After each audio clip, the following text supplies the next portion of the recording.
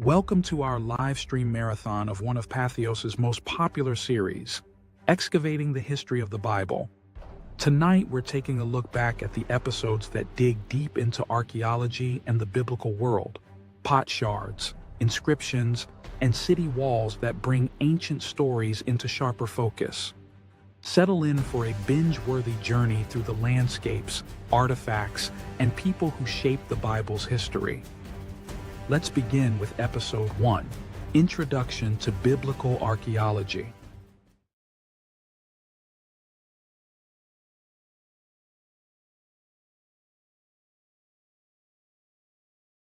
When I hear the term biblical archaeology, Indiana Jones immediately springs to mind, mostly because the two best Indiana Jones movies happen to involve artifacts mentioned in the Bible. But archaeology in practice looks a lot different from archaeology on screen.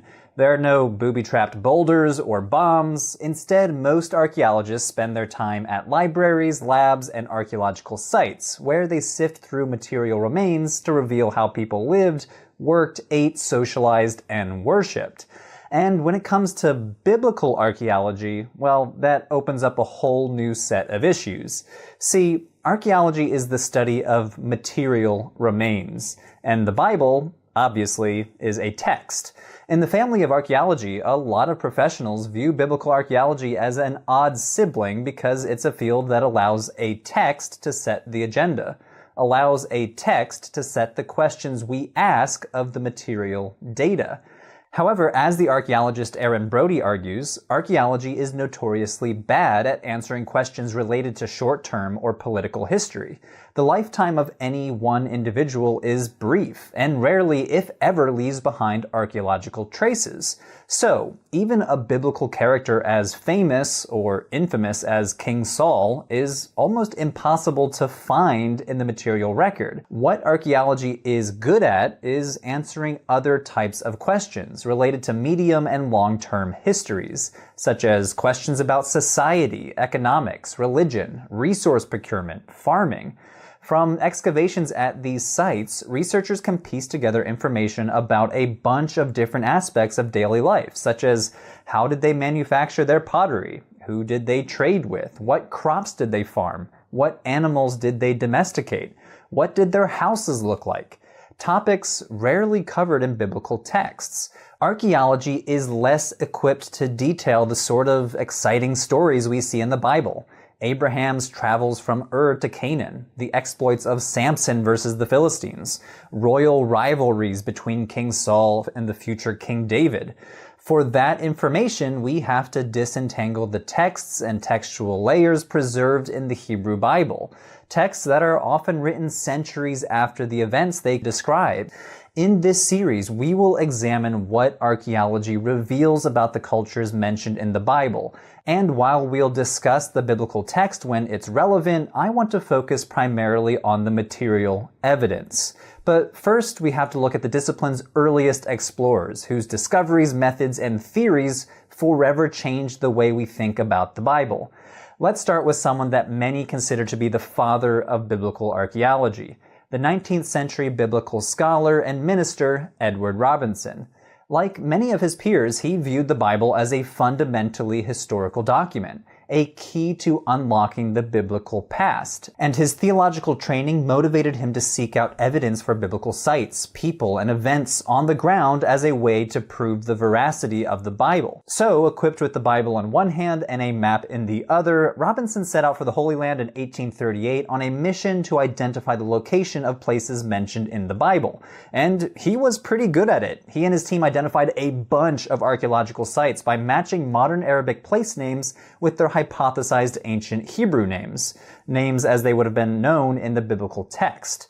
A famous example is the town that in Arabic is called Beitin, which Robinson identified as Bethel or Beit El in Hebrew, where the patriarch Jacob famously saw a vision of God and angels in the book of Genesis. In both of these closely related Semitic languages, the place names share the linguistic root Beit, meaning house. Robinson was also an expert map maker, and using modern scientific methods of survey to map the Holy Land, he helped to professionalize the emerging field of what was then called biblical geography. Equipped with his surveying tools and Bible, he and his team eventually identified around 100 biblical places. Robinson was not alone in his methods of tracking down ancient places using a text as his guide. The German explorer Heinrich Schliemann wanted to identify ancient Greek places mentioned in the works of Homer, and with the Iliad in one hand and his shovel in the other, Schliemann went on a self-appointed quest to dig up the famous city of Troy. However, while Schliemann would always have been faced with the potential that Troy was a mythical place from Homer's imagination, early Holy Land theologian explorers like Robinson understood the Bible as beyond question. Although Robinson was pretty successful, he did miss some of the major biblical towns, including Joshua's Jericho and Lachish, the site of a famous battle between King Hezekiah's forces and the Assyrians. Unlike the example of Bethel, the modern Arabic names of these places did not bear any resemblance to their biblical Hebrew counterparts. He failed to identify these famous biblical cities because he did not understand the phenomenon of tells. The ruins of long-lived ancient settlements often appear today in the shape of tall mounds or hills that in Arabic and Hebrew are called tells. Remember, Robinson was living during the infancy of archaeology as a modern academic discipline, and some of the basic principles that archaeologists now take for granted were not yet established. One of these tenets is the principle of superposition, which sounds pretty fancy, but it's a really simple idea. This principle holds that in any accumulation of stuff, the layers at the bottom are the oldest, with each layer progressively younger in ascending order toward the top. So think of tells as a layer cake in the shape of a tall trapezoid-shaped mound. As humans live in one place, century after century, the material remains of daily life build up layer on top of layer. These superimposed layers, known in archaeology as stratigraphic levels, record the history of a settlement from its oldest remains at the base to its youngest at the top.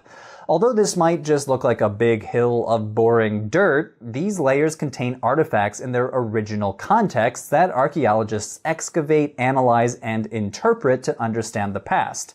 Robinson was among the first biblical archaeologists, inspiring an entire generation of late 19th century explorers to launch a frenzied search for traces of biblical civilizations. A few of these finds were huge sensations in their time. For example, check out this object, the so-called Mesha stele found in Jordan. This stone inscription, which dates to the 9th century BCE, is written in Moabite, an ancient Semitic language of the Iron Age people of the land of Moab mentioned in the Hebrew Bible. And what was so special about the inscription? Well, the inscription records the accomplishments and defeats of King Mesha of Moab, including a reference to Moab's subjugation at the hands of Omri, king of Israel, the very same king mentioned in the Hebrew Bible. So, by naming an entity called Israel and its king as Omri, the Mesha stele confirmed the existence of an Israelite king who reigned in the 800s BCE. It is a hugely valuable object for historians because it shows the Moabite perspective of the same account that is presented from the Israelite perspective in 2 Kings. The discovery of the Mesha stele in the 1800s sent shockwaves through the field of biblical studies. Biblical scholars viewed it as a smoking gun for the veracity of the Bible, an extra-biblical source that confirmed a historical event in the Bible. But not so fast. There's a flip side to exciting discoveries like this: archaeology's potential to contradict the biblical text. If it could prove the text, archaeology could also challenge it and raise questions about the historicity of the Bible. As gaps between the text and archaeology came to light, archaeologists began to question a Bible-centric approach to their research. Yes, Robinson's legacy still looms large in the fields of biblical studies and biblical archaeology, but today's archaeologists are less interested in proving the stories of the Bible and more interested in understanding the context of the biblical world. Many scholars have turned toward new approaches rooted in anthropology, motivated to understand broader social and historical questions that relate little, if at all, to the Bible.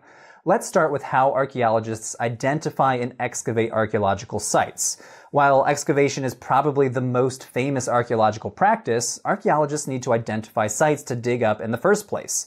This is done in a bunch of different ways, but archaeological survey is the most well-known.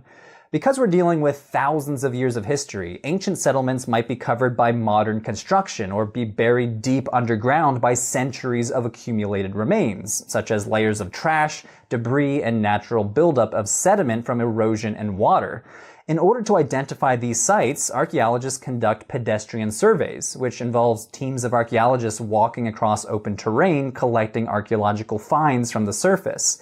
They also conduct aerial surveys, using visual and multispectral imaging from drones and satellites, and geophysical survey methods, such as ground-penetrating radar and magnetometry, both of which can help an archaeologist figure out what might lie buried underground. Once an area of ancient remains is identified, the next step is excavation. Excavation involves digging targeted areas with the goal of finding out the basic history of the site through analyzing its stratigraphy, meaning the site's superimposed layers that I mentioned earlier. The order of the layers from top to bottom can be dated using techniques like tree ring dating, radiocarbon dating, and dating with pottery, forming a sequence of pottery types and then matching them up across different sites. The archaeologist Cynthia Schaefer-Elliott uses the example of smartphones. If you're an Apple iPhone fan, you can probably identify what year a certain iPhone dates to. The styles change subtly from year to year.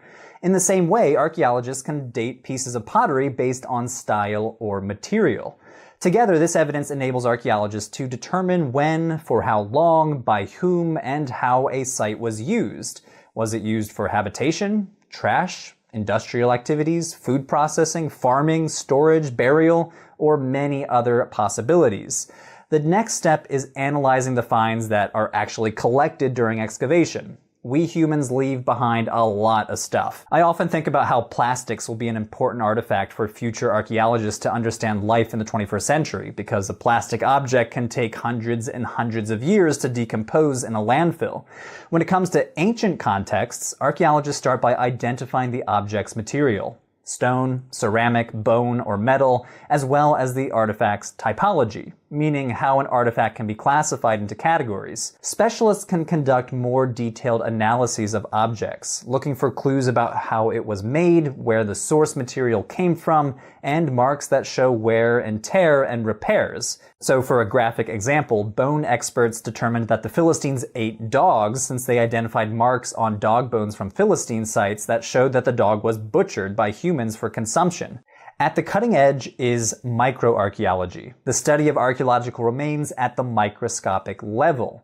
Microarchaeology has helped us reconstruct the diets of ancient people in particular. Paleobotany involves identifying preserved plant remains, often in the form of charred seeds and pits.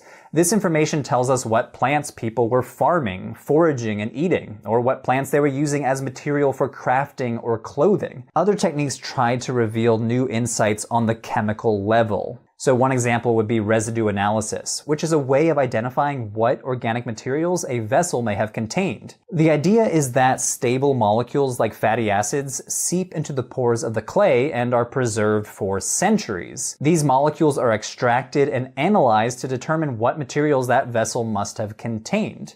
So, for example, at the site of Tel Megiddo, a recent residue analysis of a juglet from the Middle Bronze Age found the world's earliest known use of vanillin, the main aromatic and flavor compound in vanilla.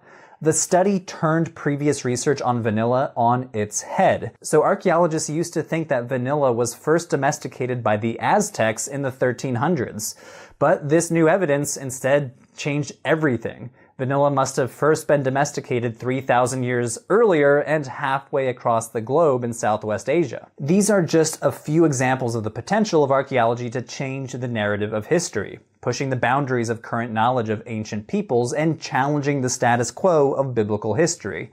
Over the course of this series, we'll examine different topics related to the Bible. In some cases, like the Canaanites and the Philistines, the Bible tells us so little that archaeology gives these people groups a new voice for the first time in centuries. We'll be starting in the Middle to Late Bronze Age, so stay tuned for Episode 2, The Canaanites. Hey everyone, that was Episode 1 of a new series that I'm producing in collaboration with Patheos. It's called Excavating the History of the Bible. You can watch episode 2 right now, so just head on over to Patheos' brand new YouTube channel. You can subscribe and follow the whole series as we launch each episode weekly. Topics will include who were the Canaanites, where did the Israelites come from, who were the Philistines, examining the cultures and places mentioned in the Bible from an anthropological and archaeological perspective. So each and every episode is written by an archaeologist or a biblical scholar, so special thanks to all the awesome people down in the credits below. I could not have made this series without their help. So head on over to Patheos' YouTube channel to watch episode 2, Who Were the Canaanites?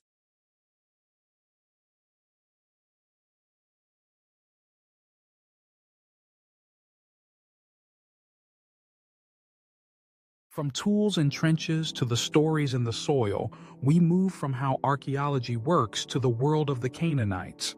Urban centers, palaces, and diplomacy shaping late Bronze Age life. Here's something fascinating before we continue. The Amarna letters were written mainly in Akkadian cuneiform, the diplomatic language of the day. And here's another detail worth noting. Edward Robinson is often called the father of biblical archaeology for linking ancient sites to modern place names. All right, let's step into Canaan.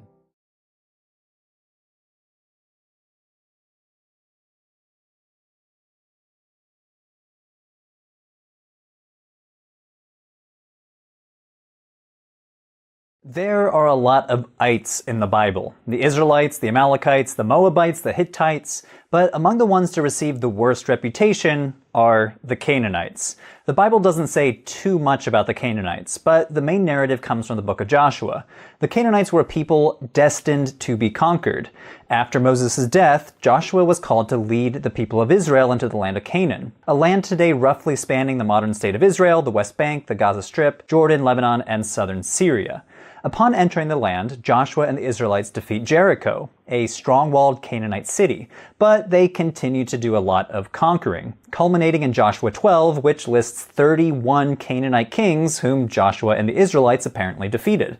The focus is somewhat different in the book of Judges. Here we get lots of statements about the Israelite tribes not driving out Canaanites, nor destroying their cities.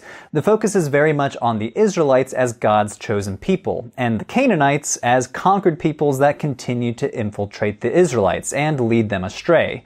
But let's set aside Joshua and Judges for a moment as we turn to the archaeological evidence to answer the question, who were the Canaanites, and what happened to them? Archaeologists view the Canaanites as the main population and native cultural group of the Bronze Age in this region before the appearance of the Israelites. And as we'll see from the archaeology, the Canaanites lived in big cities, worshipped in big temples, and survived under the thumb of the Egyptian Empire. Let's focus in on the 1300s BCE. Canaan during the Late Bronze Age. This was a region on the edge of Egyptian imperial control. Though not a significant center of power, Canaan played a crucial role as a cultural and commercial crossroads. See, there were two major road systems, the coastal route and the King's Highway, that connected Egypt with Syria, Mesopotamia, and ultimately the whole Aegean world via the Mediterranean coast. Canaan sat at the heart of it all. These routes spurred the development of long-distance trade that financed some of the biggest cultural achievements of the Canaanites that we'll talk about, including their urban culture, their monumental architecture, palace bureaucracies, and their cult practice. I want to focus on the 1300s because we get a pretty clear snapshot of the political situation in Canaan during this time because of the Amarna letters, a huge cache of clay tablets discovered in Egypt dating to a few decades in the Late Bronze Age. Basically, they comprised an administrative archive. Of the almost 400 known tablets, a big percentage of them record correspondences between Egyptian officials and the kings of small city-states in Canaan. For example, a few letters are from the Canaanite king of Ashkelon, a coastal city known as a major trading center due to its location along the coastal road. Notice how servile and obsequious the Canaanite king is to the pharaoh. He calls the pharaoh my king, my lord, my god, and he calls himself your servant, the dirt at your feet, the groom of your horses. He promises to the pharaoh that he'll continue to guard Ashkelon in accordance with the command of the king. Another letter is from the king Abdi-Heba, from a city you might have heard before, Urushalim, or Jerusalem. King Abdi-Heba begs the pharaoh to send reinforcements as he skirmishes with other Canaanite city-states. Letters like these are important in reconstructing Canaanite society, as well as political, economic, and religious relations with the Egyptians. They clearly illustrate the tight Egyptian grip on the region. Canaanite kings were sending them tribute, acting as vassals of the Egyptian empire, and begging the Egyptian leaders to settle disputes. This control is also evident in just how much Egyptian stuff turns up in Bronze Age excavations in the region. For example, check out the city of Beit Shan, located a few kilometers south of the Sea of Galilee. On top of the Tell, archaeologists discovered an Egyptian administrative center, including an Egyptian temple, the house of an Egyptian governor, and Egyptian inscriptions. These remains suggest that a bunch of Egyptians must have been stationed at different Canaanite sites, serving both administrative and military functions despite the distance from the Egyptian heartland. Overall, the role of Egypt in the Late Bronze Age was not to colonize Canaan, but rather to administer the collection of tribute, to impose security arrangements, and enforce a semblance of order on the quarrelsome Canaanite rulers. The material evidence from Late Bronze Age Canaan provides an excellent case study for identifying political activities of a dominant and imperialistic Egyptian power. Another thing we learn from the Amarna letters is that the Canaanites were by and large an urban civilization. The region was basically a collection of city-states. The tablets mention approximately 20 of them.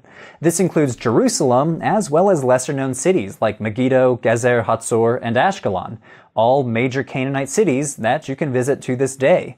Many of them had impressive fortifications. For example, check out this huge gate at Ashkelon. Built mostly of brick and limestone, the gate is 15 meters long. This is some pretty impressive infrastructure for its time. Another great example of Canaanite urban living is Megiddo. You might have heard of it before. The Bible mentions it about a dozen times, including the book of Revelation, where it says that at the end of time, a great battle will be fought at Armageddon, or Har Megiddo, the Mound of Megiddo. Located in the Jezreel Valley, Megiddo was strategically situated on a trade route, making it the ideal setting to become super wealthy and super powerful. In the Bronze Age, Megiddo was a big deal. It had huge fortifications, including a multi-chamber gate and a mud brick wall that enclosed the city. Throughout the Bronze Age, the inhabitants constructed monumental palaces and fancy houses for the elites. It was one of the crowning jewels of Canaanite civilization. So, Canaanites liked their urban living, and another key aspect of this city lifestyle was their religion. Now, the Bible mentions Canaanite religion here and there, usually tied to the god Baal, but we learn a lot more from the archaeology. Some of these major Canaanite cities that we've mentioned so far had big temples right in the city center. These were monumental temples with 2 or 3 rooms, including an inner sanctuary that scholars sometimes call a Holy of Holies, borrowing language from the Temple of Solomon from the Hebrew Bible. We find temples like this at Megiddo, but the city of Hatzor is another great example. Hatzor is located north of the Sea of Galilee and was a major Canaanite hub in the Bronze Age, the largest Canaanite city in the southern Levant. The book of Joshua even calls it the head of all Canaanite kingdoms. Hatzor covered about 200 acres of space, which encompasses several temples, including a huge ceremonial precinct on the top, variously identified as a palace or a temple. So, what gods were Canaanites worshipping at these sites? Well, there were a lot of Canaanite gods, but I want to focus on 2 in particular. In one of the rooms in that huge precinct at Hatzor, archaeologists discovered a bronze statue of a god dating to the 14th century BCE. And it's pretty hefty. 35 centimeters high, it weighs 3 kilograms of solid bronze. Many scholars think it represents the Levantine storm god Baal, based on his clothing and his gesture with his hand held parallel to his chest, which is identified as one of Baal's attributes. But as much press as Baal gets in the Hebrew Bible, like the prophet Elijah fighting against the prophets of Baal in 1 Kings, he actually was not the head of the Canaanite pantheon. In a lot of Canaanite traditions, that honor goes to the god El. What you're looking at is a figure of the god El, discovered at Megiddo, and dated to about the 1300s BCE. Standing at 27 centimeters high, it's a bronze object coated entirely in gold. El is depicted holding in his left hand a spatula-shaped scepter that could be interpreted as an emblem of the god. Similar spatula scepters have been found around the region, including at Hatzor and Lachish, which some scholars argue may have been held by life-size statues of the gods that have since been lost. Both Baal and El were also associated with a calf or bull as their animal manifestation, and archaeologists have found figurines of these animals at several Canaanite sites. So, from the archaeological data, we can sketch an image of the Canaanites. They were the native people of the Levantine region, living in city-states like Hatzor, Gezer, and Megiddo, worshipping gods like El and Baal in big temples located in their cities. But these city-states did not form a single political unit. They all lived under the shadow of the Egyptian Empire. While the book of Joshua says that the Israelites invaded Canaan after fleeing Egypt and destroyed the Canaanites, the archaeological data appears to primarily say that the Egyptians dominated the Canaanites. Numerous excavations and a bunch of contemporary written documents in the form of the Amarna letters give us a pretty good picture of the Canaanites, their beliefs, and their traditions during the Late Bronze Age. Yes, most of this period was characterized by an Egyptian dominance and influence, but Canaan served as a cultural crossroads of the region that was essential to Egyptian strategic goals. But Canaanite culture, for all of its achievements, was not to last. The so-called Late Bronze Age collapse was a time of economic and environmental turmoil, leading to the fall of superpowers like the Hittite Empire. Canaanite urban society could not be sustained following the collapse of the Late Bronze Age and the implosion of long-distance trade. In the decades that followed, the Canaanites gradually transformed culturally as new groups emerged, including the Phoenicians, the Israelites, and the Philistines. Stay tuned, we'll be learning more about these people groups in future episodes. Hey everyone, that was the second episode in the brand new Patheos series, Excavating the History of the Bible. If you'd like to watch episode 1, you should click on the link right here. Stay tuned for episode 3, which will be focusing on the origins of the Israelites.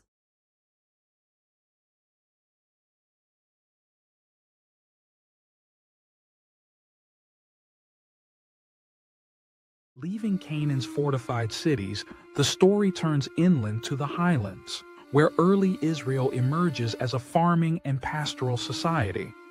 Quick fact from the dig sites: the Merneptah stele, dated around 1208 BCE, is the earliest mention of Israel in the archaeological record. One more insight before we roll. Scholars caution that the Habiru mentioned in the Amarna letters are not the same as the Hebrews. Let's head to the hill country.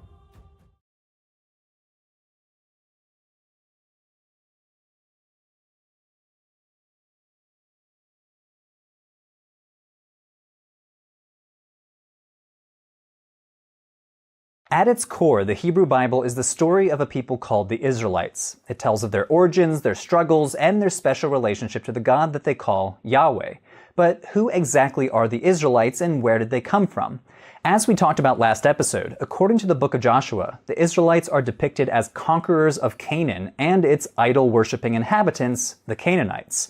It's the sequel to the Exodus narrative, the fulfillment of their divine right to the promised land which was bestowed by God upon the Israelites' forefather, the patriarch Abraham.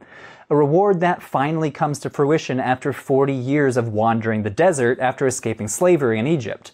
The text goes on to tell of how Joshua led the tribes of Israel through Canaan, capturing city after city until they vanquished their enemies and inherited their birthright. They then settled the land and divided it geographically, with each tribe of Israel getting a piece of the pie. But the origins of the Israelites in the archaeological record is not so clear-cut. That's because the book of Joshua was not written at the same time as the events it describes. In fact, the text contains certain details that reveal that the story was written long after these events. For example, the walls of Jericho described in Joshua did not exist in the Late Bronze Age, nor did many of the place names given in the text. These places did exist in the 7th century, though, which is when many scholars agree that the story was likely written down. The archaeological evidence tells a different tale. Early Israelites were simple farmers living on the edges of civilization. But where did they come from? To answer this question, let's first turn to the historical record and the earliest documents that mention the group known as Israel. This is the Merneptah stele, a 10-foot tall black granite stone discovered in Thebes by the famous Egyptologist Sir Flinders Petrie in 1896. Inscribed on the stone are Egyptian hieroglyphs that record military victories over some of Egypt's neighbors by the pharaoh Merneptah. a pharaoh of Egypt's 19th dynasty who ruled from 1213 to 1203 BCE, during a critical period of change, upheaval, and instability across the entire eastern Mediterranean. Monuments like this were typical of pharaohs, who loved to brag about their victories for all to see. But this monument is so important because it contains one of the oldest known written references to Israel. This was a sensational find when it was first discovered, during the height of Egypt mania in the 19th century Victorian era. Its legacy has endured over a century later. The problem? Its mysterious Israel inscription raises many more questions than it answers regarding who or what exactly Israel was from Merneptah's perspective. Was it a group of people that correspond to the biblical Israelites, a nation, a territory, or something else entirely? Let's take a look at the details. The ancient Egyptian language provides some clues. See, the name Israel appears alongside several adversaries that Merneptah claims to have defeated, including the city of Ashkelon. The monument lists these enemies in a number of ways, such as by their general region, such as Canaan, or by their capital city, such as Ashkelon. In the Egyptian language, foreign countries, cities, and provinces are linguistically feminine. But when referring to Israel, the inscription marks it differently. It uses a different determinative, a linguistically masculine marker that indicates a foreign people. Why use the linguistic marker for people rather than land or nation? In this case, Israel may refer to a society, a coherent group of people who shared a collective identity. Based on the inscription, some biblical scholars interpret Israel as a tribe that may derive its name or identity from an ancestor by the same name. The stele goes a step further, triumphantly claiming that Israel's seed has perished, a phrase that is not applied to the other entities listed in this victory stele. These clues tell us about how the Egyptians viewed Israel as something different from the other entities that they list. It's not a land like Canaan or a city like Ashkelon, but a people who, according to the Egyptians, perished by around 1207 BCE as a result of their military defeat. But there's a twist to the story. Although long thought to be the oldest inscription mentioning Israel, a new artifact might take the crown from the Merneptah stele. The late scholar Manfred George translated an even older fragment of an Egyptian text called by the super creative name AM 21687, which is housed in the New Museum in Berlin. He argued that the inscription includes the name of Israel on a damaged portion of the inscription, which has been confirmed by other scholars in recent years. But in this case, the name refers to a topography or a region rather than naming a people group like the Merneptah stele. Some biblical scholars and archaeologists suggest that the fragment could date to the reign of the pharaoh Haramhab, who ruled from 1319 to 1292, or Pharaoh Ramses II, who ruled from 1279 to 1213 BCE. But in either case, it could indicate an even older existence of an entity called Israel before Merneptah. Now, the Amarna letters contain equally mysterious references to a group in Canaan who are called the Habiru or Aparu, a word that means dusty or dirty. In one letter, the king of Byblos complains to Pharaoh that all of my cities, which are situated in the mountains or along the sea, have sided with the Habiru people. Basically, he's complaining about an unholy alliance between his own disloyal subjects and the Habiru. Another letter disparagingly compares the Habiru people to a stray dog, the ultimate insult for the ancient Near East. Eventually, more sources with this name appeared from across the Near East, from sites in Egypt, Syria, Canaan, and Mesopotamia. Scholars have grappled with whether or not these Habiru might be related to the Hebrews, a biblical name that is associated with the inhabitants of ancient Israel, who eventually became a group known as the Israelites. So, who are these Habiru? The Amarna letters imply that the Habiru may have been a transient group who inhabited the hilly outskirts of major cities. There is some indication that they were low status and disrupted trade by raiding and plundering traveling merchants. In other words, they were bandits. They were also described as slaves and servants. The king of Gezer implies that they were sometimes even organized as a force.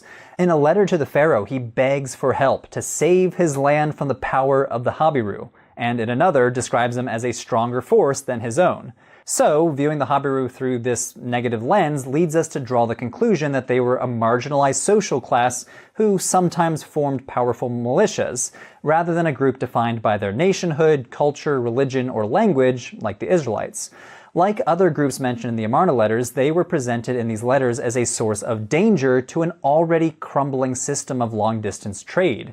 So, do these bandits represent the Hebrews? Probably not. The connection between the Habiru and the Hebrews is linguistic and relies on matching the root letters of the words themselves. And most scholars agree that the root letters don't even match. So any direct connection between the Habiru and the Hebrews is unlikely. Where does that leave us in terms of the Israelites? Well, given the conflicting historical evidence, we are left to read between the lines to determine how Israel and its people may or may not correlate with the archaeology.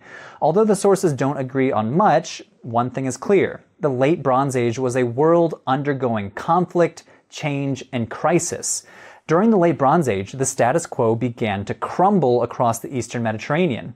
Palace economies and the long-distance trade that they supported disintegrated. The imperial superpowers of the time, Egypt and the Hittites, either retreated home from their peripheries or completely collapsed. People were on the move, migrating in droves from the Aegean to the Levant. A letter from the palace archive of a coastal Syrian city dated to around 1207 BCE bore witness to burning cities. "My father, now the ships of the enemy have come. They have been setting fire to my cities and have done harm to the land." Another letter from the same city paints an even bleaker picture. "The gates of the house are sealed. Since there is famine in your house, we shall starve to death." This letter may have been sent from the inland city of Amar, showing just how far the disruption had spread, with famines raging from central Anatolia all the way to Egypt.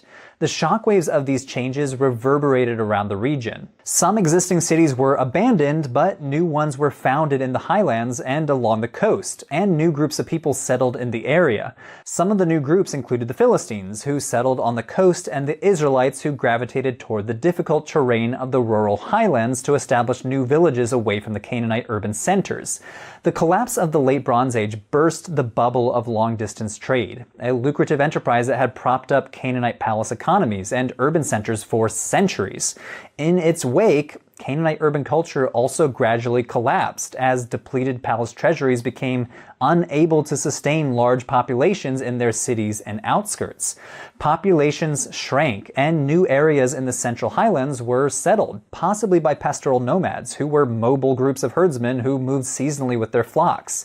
These new highland villages were located in marginal environmental zones between the Jezreel Valley to the north and the Beersheba Valley in the south. The hilly topography made farming really difficult, with limited crop yields that could only support small populations, especially in the arid south.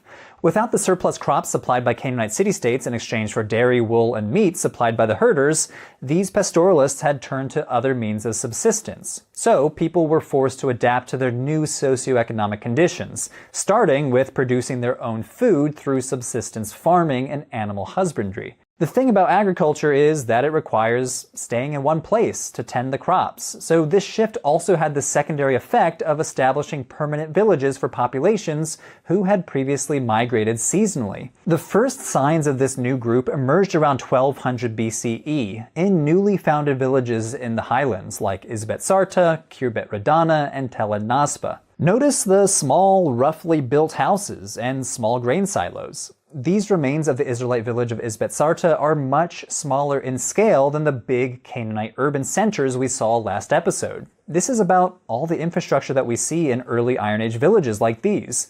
No public buildings like palaces, no temples, no water systems or city storehouses. All of this would slowly appear again a few hundred years later. These remains tell us that the early Israelites appear to have lived a simple and egalitarian lifestyle of small-scale farming and herding. They shared living space, they shared labor, livestock, and silos for storing grain. From the 12th century through about the 8th century BCE, settlements that were scattered sparsely in the hills at first eventually grew to number in the hundreds as the Israelite population grew. They gradually formed a network of villages, towns, and fortified centers that transformed over time into important Israelite highland cities such as Shiloh, Bethel, and Jerusalem. So the simplest explanation for the origins of the Israelites might be the closest to the mark. As scholars Israel Finkelstein and Neil Asher Silberman argue in their book, The Bible Unearthed, the emergence of early Israel was an outcome of the collapse of the Canaanite culture, not its cause. And most of the Israelites did not come from outside Canaan, they emerged from within it. How do we know that these settlements were uniquely Israelite? Well, these villagers developed new forms of material culture, such as the collar-rimmed jar, which is often used as a marker of Israelite identity. They also developed distinctive architecture, such as the pillared 3- or 4-room house. They appear to have adopted new dietary rules too, in part avoiding eating pigs.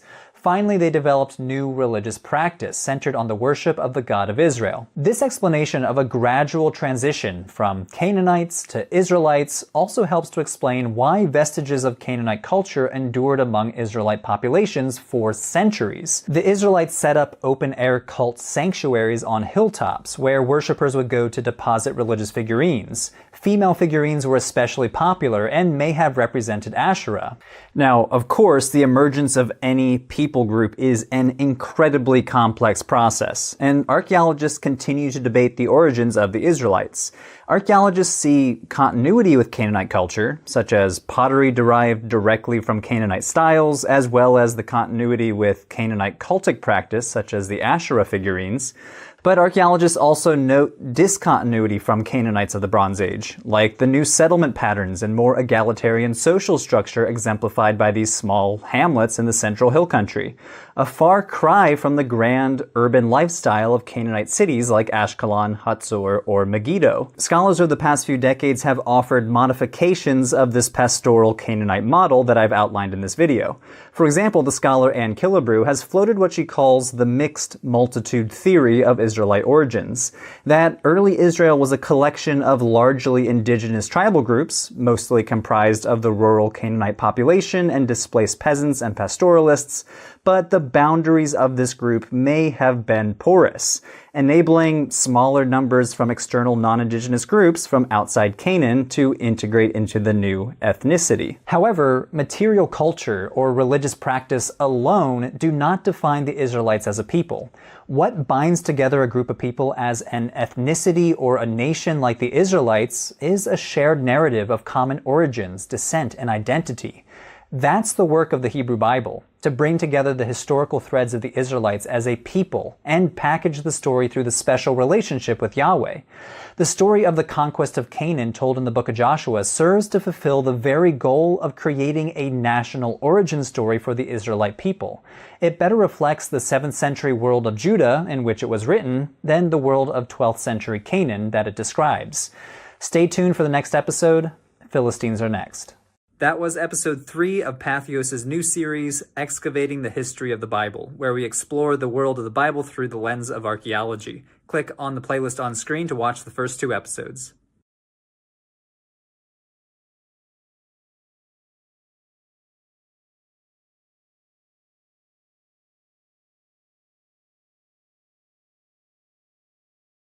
From Israel's uplands, we shift to the coast, where the Philistines leave their mark with Aegean-style pottery and fortified cities. Here's a surprising connection. Philistine ceramics often reflect Mycenaean influences, marking an Aegean link. And another clue from Egypt. Earliest Philistine references appear in Egyptian inscriptions, tracing their arrival. Now, let's meet the Philistines. This is the mortuary temple of Pharaoh Ramesses III, located at Medinet Habu near Luxor, Egypt. Inscribed on the walls of this temple is the earliest archaeological reference to one of the greatest villains in the Hebrew Bible, the Philistines. They're always causing trouble for biblical heroes. They gouge out Samson's eyes before he drops a building on a bunch of them. They steal the Ark of the Covenant from Jerusalem, and they famously lose their champion Goliath in a duel against David. But who were the Philistines, and where did they come from? And what have archaeologists discovered about their culture? Let's turn back to those carvings on the walls of Medinet Habu. This inscription describes a series of attacks up and down the Levantine coast by a coalition of seafaring armies, culminating in an invasion of Egypt in the 1170s BCE. The inscription reads, "The foreign countries made a conspiracy in their islands. No land could stand before their arms. They were coming forward toward Egypt." The inscription then describes the distinct people groups attacking Egypt. Their confederation was the Peleset, the Tejeker, the Shekelesh, the Denian, and the Wesha. And here they are, at least according to the Egyptian artists. A bunch of foreign soldiers with nifty feathered headdresses and distinctly different features compared to the Egyptians. One section of the sculpture depicts Ramses III standing before a dramatic naval battle. Egyptian and invaders' boats crushed together, foreign soldiers falling overboard. Another section depicts the same feathered invaders carried off as prisoners. Scholars now call these people the Sea Peoples. They start appearing in Egyptian sources around 1400 BCE, and by 1100 they apparently were a huge thorn in the side of the Egyptians. A bunch of different primary sources from the New Kingdom period suggest that the Egyptian Empire frequently dealt with Sea People attacks. Now, throughout the 20th century, some scholars even blamed the Sea Peoples as the cause of the so-called Late Bronze Age collapse, an apparently widespread phenomenon when the Eastern Mediterranean region succumbed to a gradual process of political, economic, social, and cultural fragmentation. The superpowers of that time, the Hittite Empire and the Egyptians, were in crisis. The Hittite Empire itself dissolved entirely. Major cities in the Eastern Mediterranean either were destroyed or disappeared. International trade apparently dried up. The argument goes that the Sea Peoples were a primary cause. Invaders from Crete, Cyprus, mainland Greece, and even as far away as Sardinia, coming in and trashing the Levant. However, archaeologists in recent years have modified this Sea Peoples invasion narrative. As with any large-scale historical phenomenon, it's way too simplistic to blame a single cause. The Late Bronze Age collapse was a slow-moving phenomenon that took place over the course of a century or more. In fact, the Sea Peoples might have been victims of the Late Bronze Age collapse themselves, escaping from their homelands as refugees. As the archaeologist Eric Klein argues, we really shouldn't think of the Sea Peoples as waves of organized armies like the Crusades, but probably more like loosely or poorly organized groups. The Egyptian sources, like the mortuary temple of Ramses III, show that these groups apparently had women, children, household goods, and even livestock with them. This motley crew hardly resembles a menacing army. Taken as a whole, the archaeological evidence seems to indicate that some Sea Peoples may have settled the Eastern Mediterranean by force, but others peacefully. So, what does all of this have to do with the Philistines? Well, remember that list of Sea Peoples mentioned at Medinet Habu? Let's focus on the first one mentioned, the Peleset.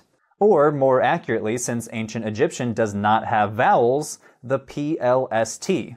Scholars have identified these people as none other than the Philistines themselves. Not only is the name linguistically related to the name Philistine, another Egyptian source dating to around the same time period locates the Peleset in 3 cities in southern Canaan: Ashkelon, Ashdod, and Gaza, cities famously known to be part of the kingdom of Philistia according to the Bible.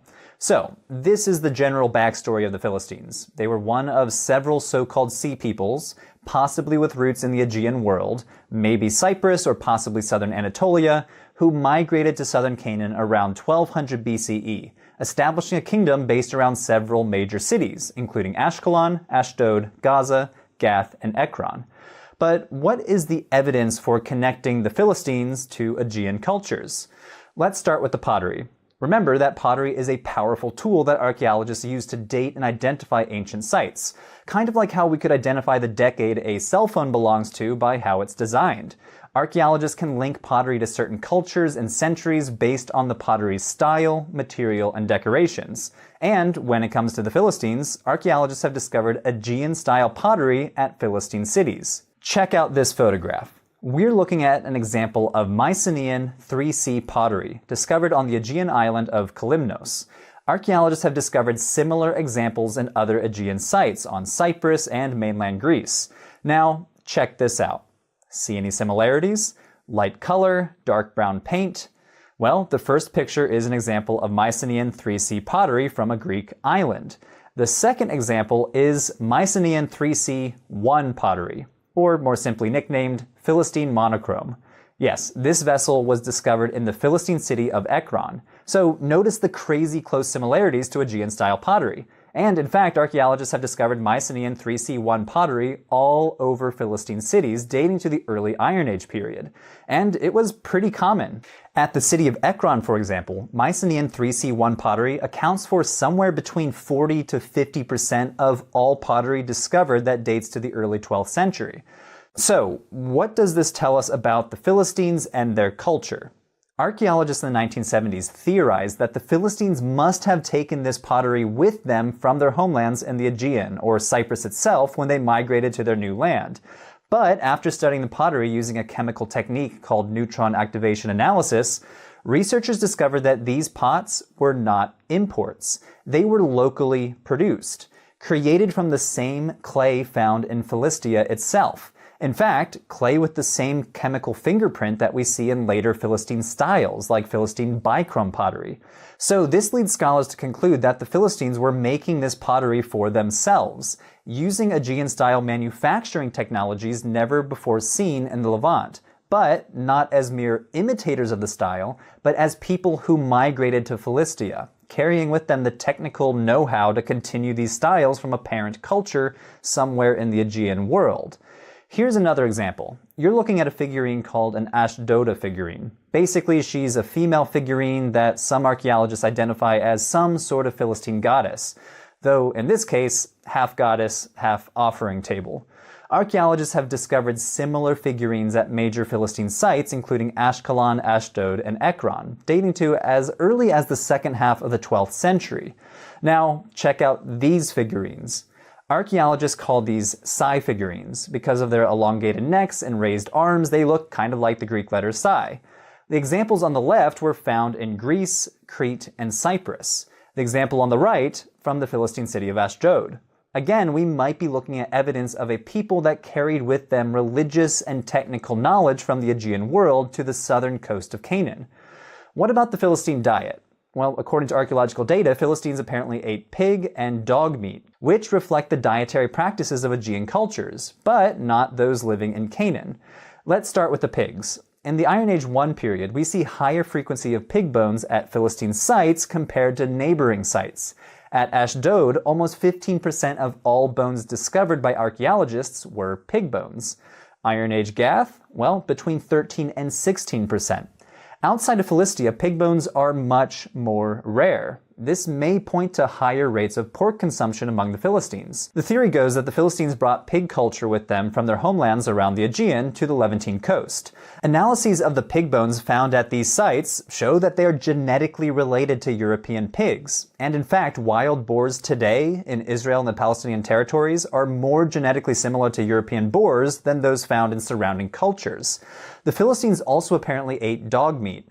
While dog bones are a fairly rare find in late Bronze Age Canaanite sites, at the dawn of the early Iron Age, we suddenly see a big spike in dog bones at Philistine sites. And these bones seem to point to evidence of food preparation and consumption. So, for example, archaeologists have noticed cut marks on dog bones that indicate that the Philistines were butchering dogs, and discoloration on the bones implies that they were roasting the meat.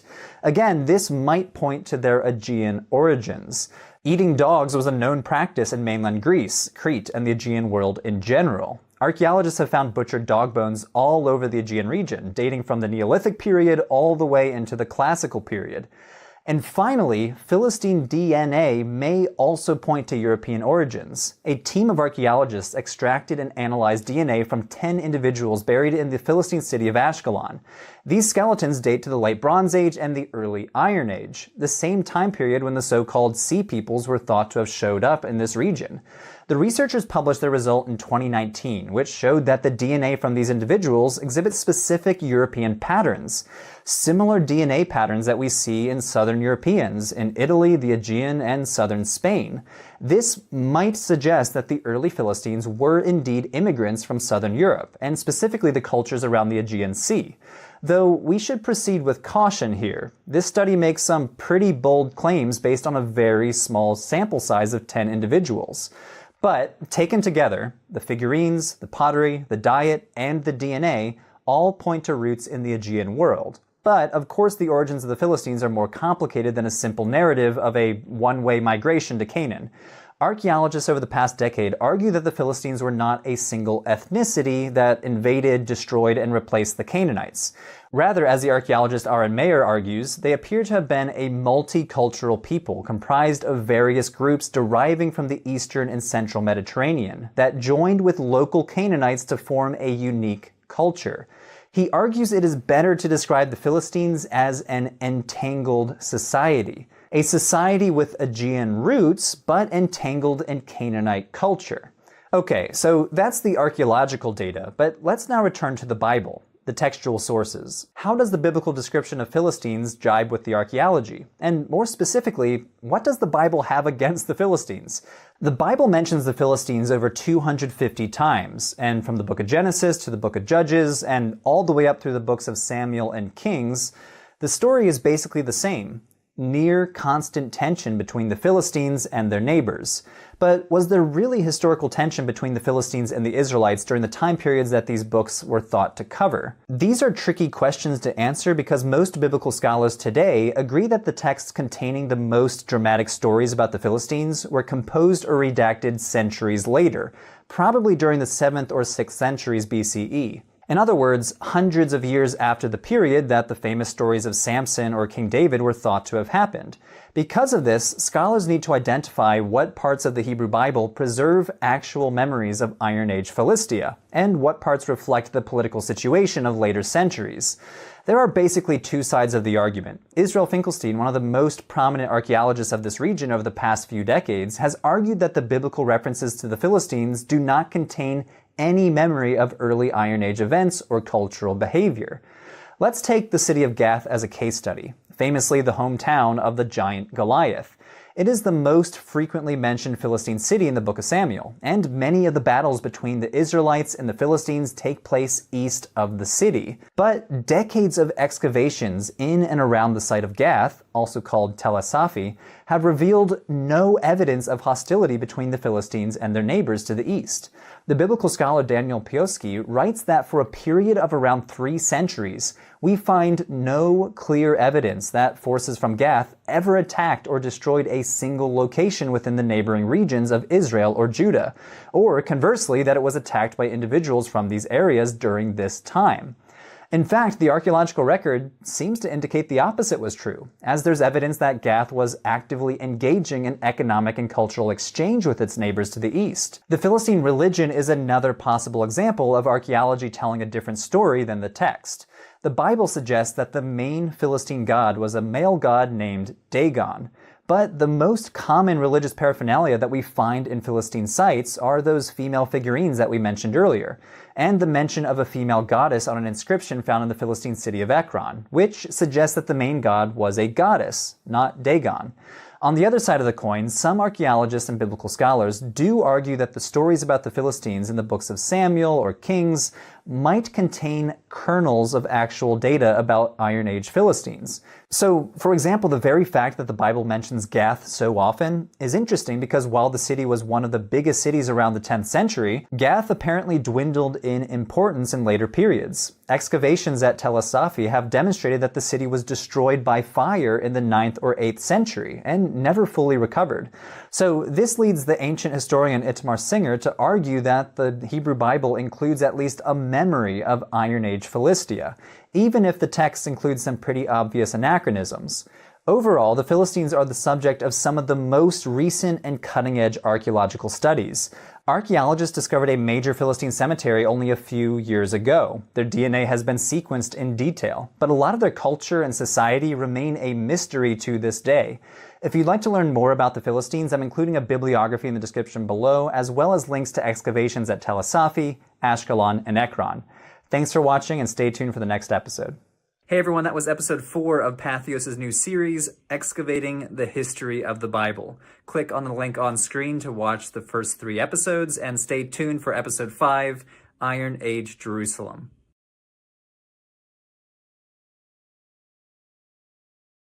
From coastal plains to Jerusalem's hills, let's explore the city that later anchors Judah's story. Before we move on, here's a quick fact. Jerusalem's ancient infrastructure includes monumental step-stone structures and engineered water channels. And here's another. The city's topography, a narrow ridge with steep valleys, shaped fortifications, and daily life. Let's roll into the city of David.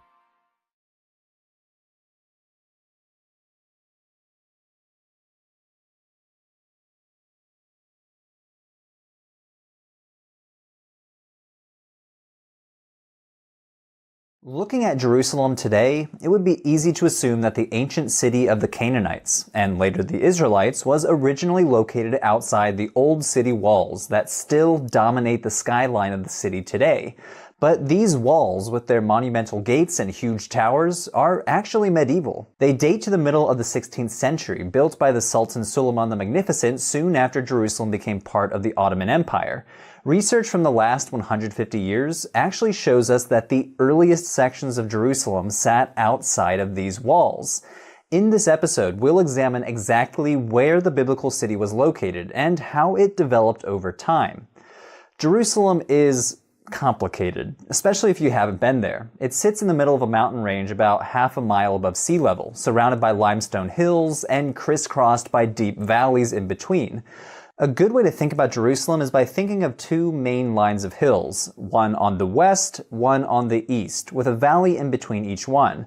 This is the main core of the city. The famous Dome of the Rock stands out on the eastern side, and the hill across from it is the Western Hill.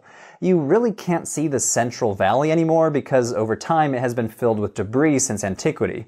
On the outside of the eastern and western hill lines, there are two deep and prominent valleys, the Hinnom Valley on the west and south, and the Kidron Valley on the east. So, where exactly was the earliest city of Jerusalem located? By examining the writings of 19th century explorers and the first modern maps of Jerusalem, it's clear that all scholars thought that the city of the Jebusites and David was founded on the western half of the city. You might remember the American scholar and explorer Edward Robinson mentioned in episode 1. He is one scholar among many who assumed that the biblical city of David was located here.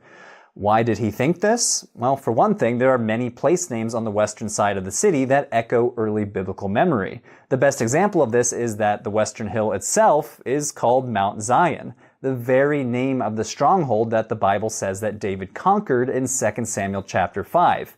If that wasn't enough, the high tower that stands on the north side of Mount Zion, just inside today's Jaffa Gate, is named the Tower of David, and the traditional tomb of King David is also located on the Western Hill. Early modern scholars interpreted this as a claim that the city of David and Solomon must be on the Western Hill. Seems like a slam dunk, right? Not so fast. Remember, archaeology wasn't even in its infancy yet. By the time Robinson died in 1863, even the most basic of excavations had not been carried out in the city. What we today would call scientific archaeology did not begin in Jerusalem until the excavations by a British archaeologist named Kathleen Kenyon almost a century later. So there was no way to scientifically test the idea that David's city sat on the Western Hill. Excavations finally began in Jerusalem just after Robinson died, and the new data that started to emerge turned all of the theories upside down. Earliest Jerusalem was not on the Western Hill after all, but instead on the much lower, smaller, and less prominent southeastern ridge.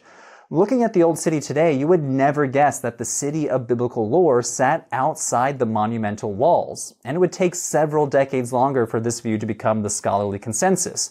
But over time, even more archaeological evidence eventually led all scholars to accept that the earliest Jerusalem was not where they once thought. So, why did ancient Jerusalem's first inhabitants establish the city on the small and less significant southeastern hill? There is probably a simple answer. At the foot of the eastern side of this hill bubbles the city's only regular source of fresh water, which is known in the Bible as the Gihon Spring. At this strategic spot, Jerusalem's inhabitants clustered near the spring and eventually built a city around it. Some of the earliest pottery in Jerusalem was found in this area. The first defensive walls of Jerusalem were built around the spring and its neighboring hill, a small ridge that plunges down from just underneath Al-Aqsa Mosque today. This ridge is surrounded by valleys on all three sides, making it easily defensible. However, Jerusalem remained vulnerable to its northern side, which has nearly always been the point of access for conquering armies throughout history. From the Babylonians to the Romans to the Crusaders, they all breached Jerusalem's walls from the north. Most scholars believe that the first textual references of Jerusalem comes from Egyptian execration texts, curses against rulers and their cities that were written down on clay figurines or pieces of pottery. The name of Jerusalem and its king, Yakar Amu, is recorded on one of these texts. We can also learn about late Bronze Age Jerusalem from the Amarna tablets, which we discussed in episodes 2 and 3. The Amarna tablets are a huge cache of tablets discovered in Egypt that record diplomatic correspondences between Canaanite kings and the Egyptian pharaohs. One group of them came from the ruler of Jerusalem himself, who was named Abdi-Heba. Altogether, we have 6 such letters from Jerusalem. They show that Jerusalem was a kind of localized city-state under control of the Egyptian Empire. So when we think about the fact that late Bronze Age Jerusalem must have had a centralized administration, a palace, a scribal school, and perhaps a city wall, it's kind of weird to learn that there are very few remains at all from this time period.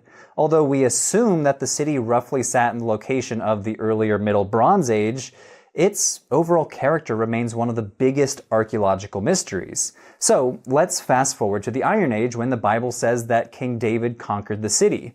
The story in 2 Samuel chapter 5 is confusing, and part of the text may even be missing. The story may have also been reshaped and redacted as it was handed down before later being set in the biblical canon that we know today.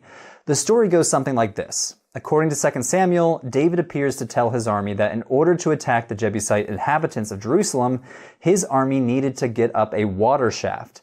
In the parallel story in 1 Chronicles chapter 11, it's David's commander Joab who attacks the Jebusites first.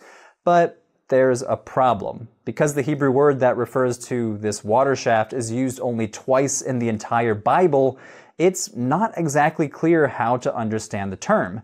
Does it refer to a vertical shaft, a horizontal tunnel, or something else entirely? Now, this hasn't stopped some from suggesting that they know exactly where this water shaft was. Remember the Gihon Spring? Well, there's a complex set of tunnels that come off in almost every direction. Some of them were dug intentionally to bring water to other parts of the city, and others were formed naturally over time by erosion. One of the vertical shafts near the spring was discovered by an early British explorer named Charles Warren. Several decades after Warren found that shaft, a French scholar theorized that this was the very shaft mentioned in 2 Samuel. So by this theory, Joab ascended the shaft and climbed into the city to surprise attack the Jebusites and open the gates for David's army. For almost a century, this theory was nearly universally accepted, and if you go there today, you will hear tour guides repeat the story again and again.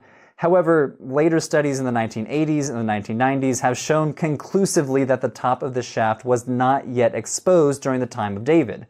Had Joab or David climbed up to the top, they would have hit a dead end. There is another mention of a Jerusalem conquest in Judges by the tribe of Judah. Although it does not mention that the Judahites settled in the city, it does say that they captured it and set it on fire. It's hard to know if this represents only a temporary conquest of the city before it was retaken by the Jebusites, or a completely different literary tradition that explains how it fell into the hands of the Israelites. So, from the text and the archaeology, it's hard to understand how exactly Jerusalem became David's capital. 2 Samuel claims that David built a palace, fortified the city, and purchased the area where the temple would later be built by Solomon. But what can archaeology tell us about David, Solomon, and their building projects? Not much. The true nature of David's kingdom is one of the biggest ongoing debates among scholars. There is at least a broad agreement that David existed as a real person. In 1993, David's name was deciphered on an Aramaic inscription from Tel Dan, a site near the northern border of the modern state of Israel.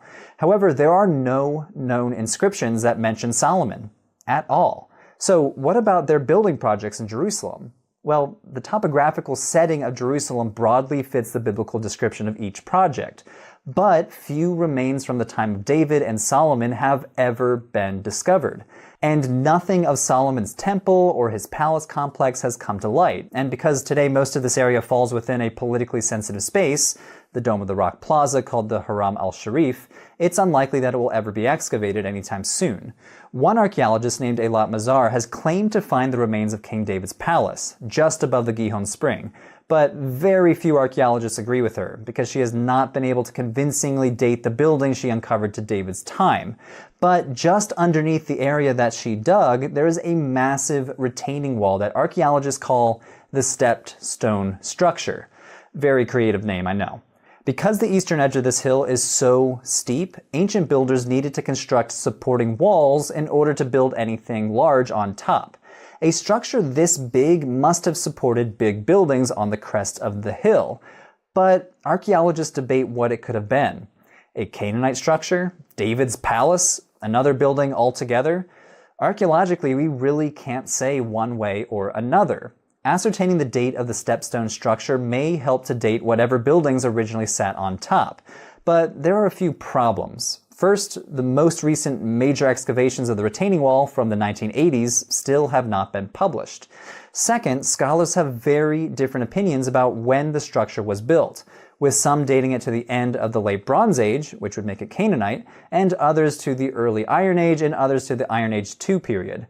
Moreover, excavations in this area remain hotly contested, as the area is part of the predominantly Palestinian neighborhood of Silwan. Pushes for new excavations in the area are thus frequently politically motivated and would disrupt the lives of the people living there today. So, scholars will continue to debate how the meager archaeological evidence related to Iron Age Jerusalem correlates to the grand city of David and Solomon described in the Bible. Does the lack of archaeological evidence for early Israelite Jerusalem mean that the Bible is just wrong about the details of David and Solomon's Jerusalem? Or was much of this early evidence destroyed by later building projects? Are we even digging in the right places? Only new data and further research can help us address these questions. Thanks for watching.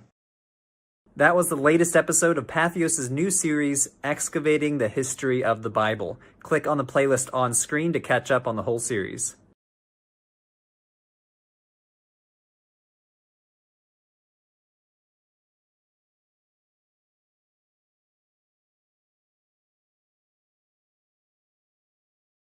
With Jerusalem framed, the story turns north to the Omride dynasty and King Ahab, seen not only in the Bible, but in Assyrian records. Here's something to note. Assyrian inscriptions like the Kirk monolith list Ahab among the coalition at Karkar.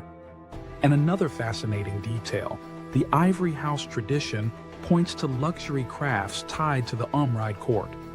Ready to uncover more? Here we go.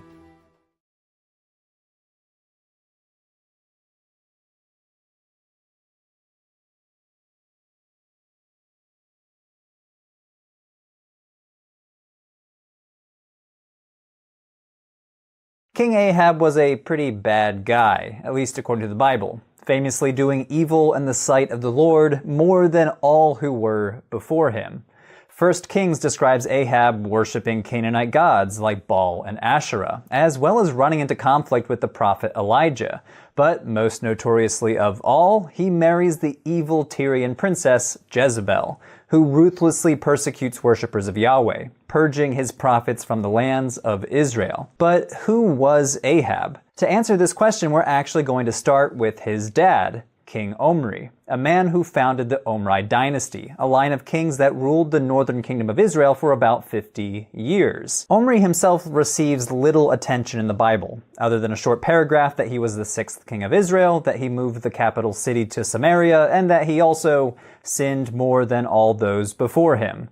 This pretty much summarizes the Bible's view of the Omrides, shining a very unfavorable light on him and his lineage. The Omrides were a line of idol worshippers who angered the Lord, the God of Israel. Ahab, his son, died in battle, shot by an archer, while Jezebel was thrown to her death from the palace window at Jezreel, and her body eaten by dogs.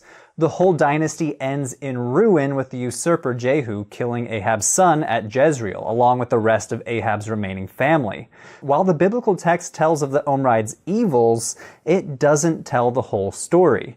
Archaeological evidence suggests that the Omride dynasty was one of the most powerful political entities in the whole region, reigning over an era of economic prosperity and territorial expansion, and marking a new chapter in the history of Israel. Let's start with Samaria, the new capital founded by King Omri.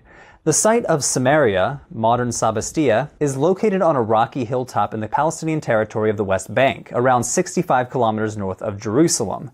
The Bible tells us that Omri bought the land and named the city he built, Samaria, after the land's previous owner. Excavations here have revealed that the site had been inhabited from the 11th century, but the earliest phase of monumental construction correspond to Omri's reign, dating to the early 9th century. Archaeologists discovered a huge palatial complex that they dubbed the Palace of Omri. It is absolutely massive, with foundations measuring approximately 55 by 40 meters. This palace is the largest monumental construction dating to the Iron Age in the Levant. Situated on the top of a hill, the location provided both a good vantage point of the plains below, as well as allowing for the palace to be visible for some distance, which must have advertised the Omride's strength. We also can see hints of their wealth and engineering skill. The walls were constructed using a technique called ashlar masonry, in which stones are cut into uniform shapes, then laid in horizontal layers.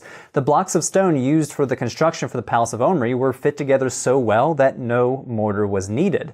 A bunch of ivory decorations were also discovered during the early excavations of the site, which may have been used to decorate furniture. Kathleen Kenyon, one of the site's principal excavators in the early 1930s, identified these ivories as belonging to the so-called ivory house that the Bible says Ahab built. But reanalysis of both the site and Kenyon's excavation reports have called this into question. It's more likely that the ivories came from later layers, perhaps during the reign of King Jeroboam II. The founding of the Israelite capital at Samaria was a watershed moment for the Kingdom of Israel. Before, there were few settlements in the region. Those that did exist were small and scattered across the territory. But after its founding, the archaeological record reveals an expansion of villages, as well as the development of a road system connecting the highlands in Samaria with the coast. This road system connected the Samarian highlands to lucrative trade routes, which helped the economy of the northern kingdom of Israel to flourish. The Omride kings were also apparently a regional military power. Let's return to the city of Megiddo as an example. As we talked about in episode 2, Megiddo was formerly a crowning jewel for the Canaanites. But now, a few hundred years later, it was a crowning jewel of the Omride dynasty. 2 palaces at Megiddo have been attributed to the Omrides, as well as some pretty impressive fortifications. The emphasis on defensive fortifications at nearly every Omride site hints that they were ruling during pretty violent times. Check out this inscription. It's known as the Mesha Stele, named after the king of Moab mentioned in the inscription. It says Omri was the king of Israel, and he oppressed Moab for many days. And his son succeeded him, and he said, I too will oppress Moab. So Mesha describes a military conflict between Moab and a dynasty of Israelite kings led by Omri, and later his son, possibly Ahab. So we can surmise that Omri and his son not only led successful military campaigns in nearby Moab, but managed to occupy the territory for 40 years. There also is evidence for skirmishes between the Omrides and the Arameans to the north, based in Damascus. An inscription found at Tel Dan records the death of 2 Omride kings at the hands of the king of Damascus. In the text, the Aramean king states that the king of Israel entered previously in my father's land. Now, we're not sure exactly which king he's talking about, but it's clear that an Israelite king did attempt to infringe upon territory under Damascus control. A quick glance back at the locations of the Omride settlements reveals that, outside of Samaria, they are predominantly located on the borders of their territory, likely serving as points of military control. The Omrides also apparently fielded an impressive chariot force. An Akkadian inscription from the reign of the Assyrian king Shalmaneser III describes a battle fought at the city of Karkar between the invading Assyrian army and an alliance of smaller kingdoms, including King Ahab. The inscription says that Ahab committed 10,000 soldiers and 2,000 chariots to the battle, one of the largest forces mentioned in the inscription. From this evidence, archaeologists surmise that the Omrides must have fielded one of the largest standing armies in the whole region. So, how were the Omride kings able to expand their territories to such a degree, field such big armies, and sponsor such large-scale monumental constructions? Several factors likely contributed to these undertakings. First, their relatively big population, and second, their economy. Let's start with their population.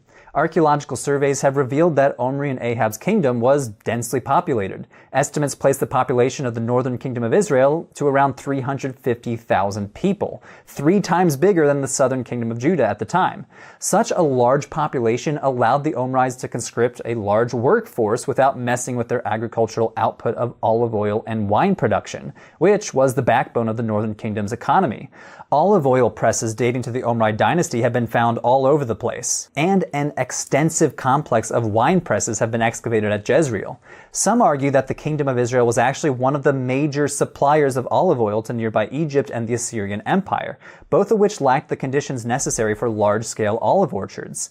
Another important source of revenue for the northern kingdom must have been horses. As discussed earlier, the Omrides must have fielded an impressive chariot force, which implies that horse breeding was a part of their economy as well. In the 8th century, well after Omride rule, Israel was the main supplier of Egyptian horses to the Assyrian kingdom to the north, which suggests that under the Omrides, the breeding and rearing of war horses was already underway. Some scholars have suggested that Jezreel served as a breeding and training facility for these horses, and at Megiddo, archaeologists have discovered buildings that may have been stables. Although they were originally and erroneously attributed to King Solomon, later studies found that they actually date to the reign of the Omrides. The Omride dynasty lasted for less than 50 years, and yet in many ways it marked a turning point for the kingdom of Israel. During this period, Israel established itself as a major military and economic power, extended its territory into neighboring lands like Moab. The might of the Omride kings is reflected in their numerous monumental constructions located throughout their region, as well as inscriptions from their neighbors. However, this golden age of the northern kingdom was not to last. A little over a century after the death of the last Omride king, political stability in Israel collapsed, and the lands that once belonged to the northern kingdom fell into the hands of the Assyrians. This left its neighbor to the south, the kingdom of Judah, to face off against the Assyrian Empire all by itself. Stay tuned for what happens next. King Hezekiah of Judah versus the Assyrian king Sennacherib is next.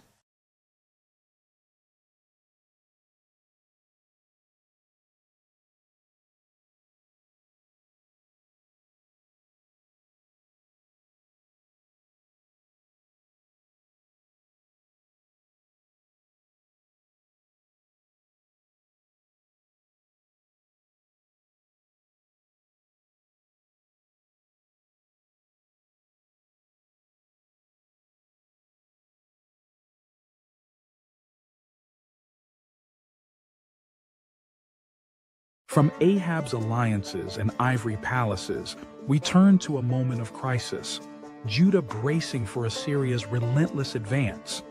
Walls rise, water tunnels snake beneath the city, and imperial annals record a clash that echoes through Lachish and Jerusalem.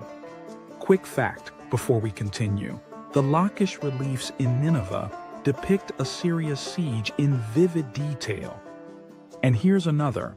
Hezekiah's tunnel redirected water inside Jerusalem's walls for defense. Time to dig deeper.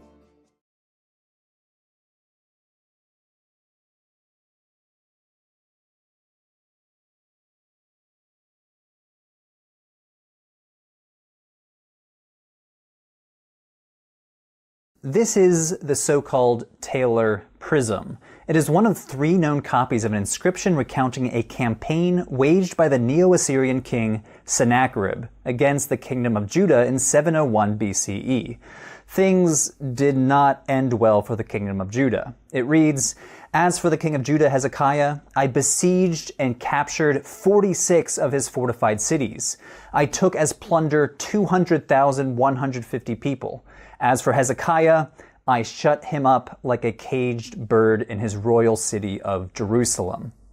The Hebrew Bible remembers Hezekiah as one of the good kings of Judah. He destroyed pagan cultic centers and did what was right in the eyes of the Lord. 2 Kings 18:5 says that there was no one like him among all the kings of Judah after him, or among those who were before him.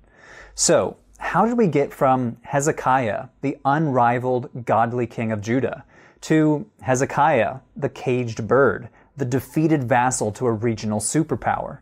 To answer that, we need to dig into the archaeology of one of the most dramatic episodes in the history of Judah, the invasion of Sennacherib. First, some background of what scholars call the Neo-Assyrian Empire. After a period of decline, the Neo-Assyrian Empire went through a resurgence in the 8th century, when the king Tiglath-Pileser III, also called TP3, came to power. He began an internal restructuring of the empire that enabled the Assyrians to start expanding their territory once again, eventually conquering the little kingdoms in the Levant.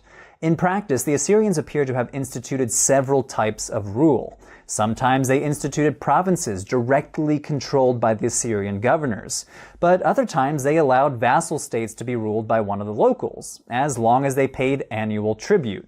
If the local population and local ruler were obedient, then the Assyrians were perfectly content to intervene as little as possible. But woe to you if you rebelled. The Assyrians also had official policies of forced deportations of conquered people and a reign by terror policy. The Assyrians were famous for gruesome displays of brutality against conquered people, including flaying, beheading, and sticking people on pikes. This is basically what happened to Judah's neighbor to the north, the northern kingdom of Israel. As a vassal state to the Assyrians, the northern kingdom of Israel was left in peace during the reign of Menahem, who loyally paid tribute. But after a series of kings refused to pay, the Assyrians retaliated, ultimately resulting in Shalmaneser V besieging the capital city of Samaria and overthrowing it. The Assyrians subsequently deported large numbers of local Israelites, replacing them with people from other parts of the empire. Many refugees must have fled south to Judah. And here we return to Sennacherib's campaign that caged Hezekiah like a bird in Jerusalem. How did it happen? Well, it was triggered by a similar decision made by the northern kingdom of Israel, refusing to pay tribute. By the time Sennacherib came to power, Judah had also already served as a vassal to Assyria since the reign of King Ahaz, Hezekiah's dad. But Hezekiah wanted to end that. Following the death of Sennacherib's father, Sargon II, Hezekiah stopped paying tribute beginning in 705 BCE. He seemed to be riding a wave of anti-Assyrian sentiment throughout the region, supported by Egypt and internal rivals in Sennacherib's empire. Sennacherib was ultimately forced to march on Judah in 701 BCE. Both the accounts in 2 Kings and the Sennacherib prisms report that Sennacherib conquered Judah's fortified cities, and the archaeological record seems to corroborate this. Let's focus on the city of Lachish as an example. Located south of Jerusalem, Lachish was, for centuries, a major Canaanite city, and later one of the major cities in the kingdom of Judah, second only in importance to Jerusalem. It was an administrative center and apparently a military hub as well. It was heavily fortified with a massive wall and an impressive 6-chambered gate. But this was not enough to save the city from Sennacherib. He marched against Lachish and utterly destroyed it. Evidence of this attack was left for archaeologists to discover thousands of years later. Sling stones and hundreds of arrowheads were discovered at the city wall. A mass grave of over 1,000 people, men, women, and children, was discovered nearby, as well as a siege ramp built by the Assyrians leading up to the city walls. Sennacherib and his army successfully battered through the wall. He must have been particularly proud of his victory because he memorialized the battle in a huge relief sculpture displayed on the walls of one of the rooms in his palace in Nineveh. 60 feet long and 9 feet high, this sculpture portrays in grim detail Sennacherib's victory at Lachish, giving us an unparalleled glimpse into the horrors of ancient Near Eastern warfare and the tactics of the Assyrian army, including their military technology. We see siege machines, almost like an ancient battle tank, being pushed up toward the walls of Lachish, perhaps depicting the very same siege ramp found at Tel Lachish today. Flaming torches fall around as the Judahites attempt to set the battering ram on fire. Assyrian archers aim their arrows upward against the defenders. Assyrian soldiers are depicted plunging a dagger into Judahite prisoners, while Sennacherib sits enthroned before the defeated army. Of course, this is all being filtered through the lens of Assyrian sculptors, employed by Sennacherib himself. This sculpture is, first and foremost, imperial propaganda, but there is no doubt it at least provides a glimpse into what went down at Lachish, the full-scale destruction and looting of the city. Sennacherib then turned his attention to Jerusalem, Hezekiah's royal city. With the threat of this level of destruction, there is some evidence that Hezekiah may have prepared the capital city for battle against the Assyrians. First, the construction of a large defensive wall known as the Broad Wall, and secondly, the construction of a tunnel that brought water from the Gihon Spring into the walls of Jerusalem, though there is some debate whether or not it was Hezekiah who instituted these building projects. The Broad Wall can still be seen in the Old City of Jerusalem today, and it's absolutely massive, 7 meters wide and built directly through domestic sites, possibly evidence it was built in a time of emergency, with construction workers just building straight through some people's houses. What about the tunnel? The Siloam Tunnel, also known as Hezekiah's Tunnel, stretches 533 meters hewn out of solid rock. It zigzags at crazy angles from the Gihon Spring to the Siloam Pool at the southern end of the city of David. Remember from episode 5 that the Gihon Spring is the only regular source of water for Jerusalem, and may have been the very reason why the earliest inhabitants of the city, thousands of years ago, started a city there in the first place. This tunnel allowed for the inhabitants of Jerusalem to stay inside the city walls to gather water during a siege, while keeping attackers from having an easy access to the water themselves. An inscription discovered inside the tunnel documents the moment when the workers digging the tunnel met.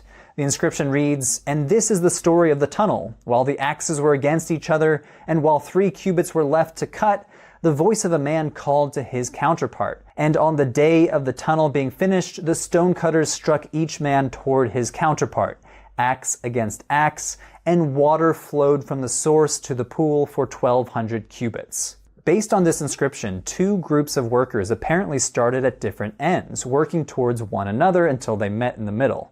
The Hebrew Bible mentions Hezekiah building waterworks on several occasions.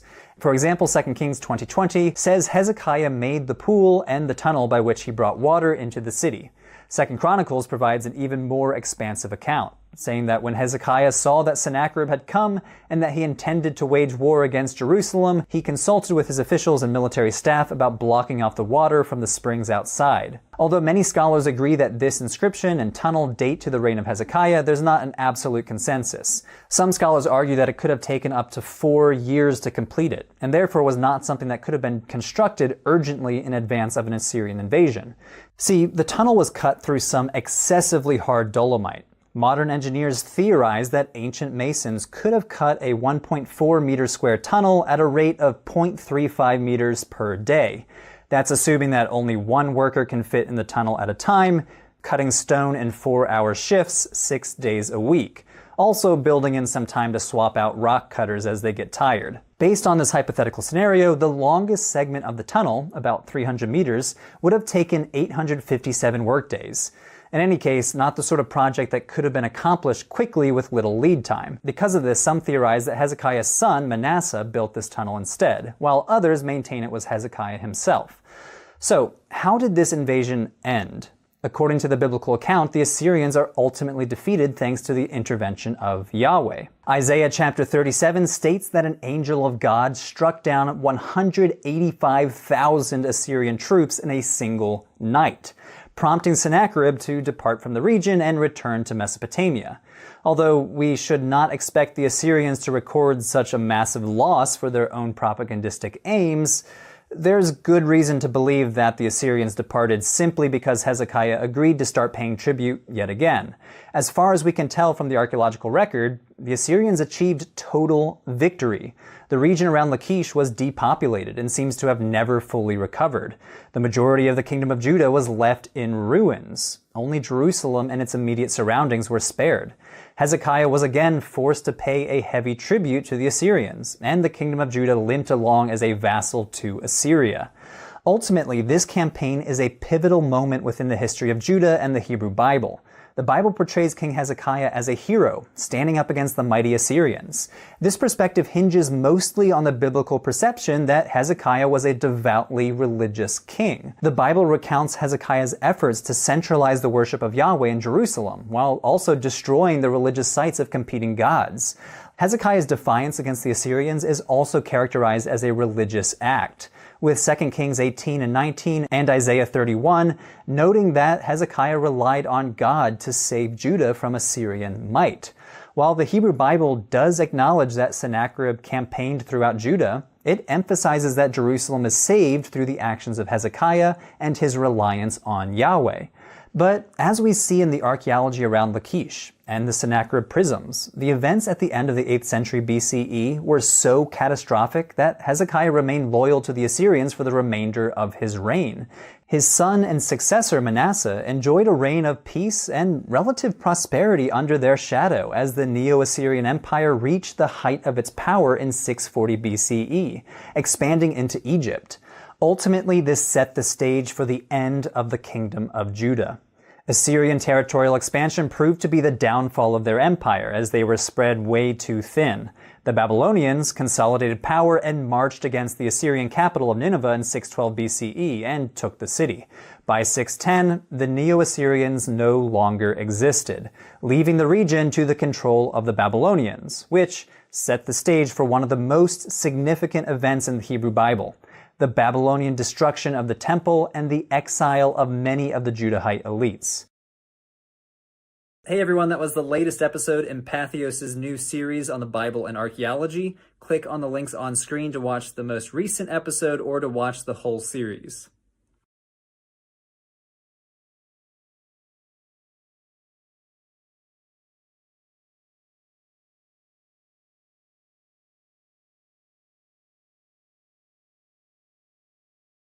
After siege and survival, the spotlight shifts to reform. King Josiah steps onto the stage with sweeping changes, text rediscovered, altars dismantled, and a kingdom reshaped by covenant and conviction. Here's something interesting. A book of the law becomes central to Josiah's program of reform. And another insight: Josiah's reign coincides with major geopolitical shifts in the Near East. Let's jump into the next chapter.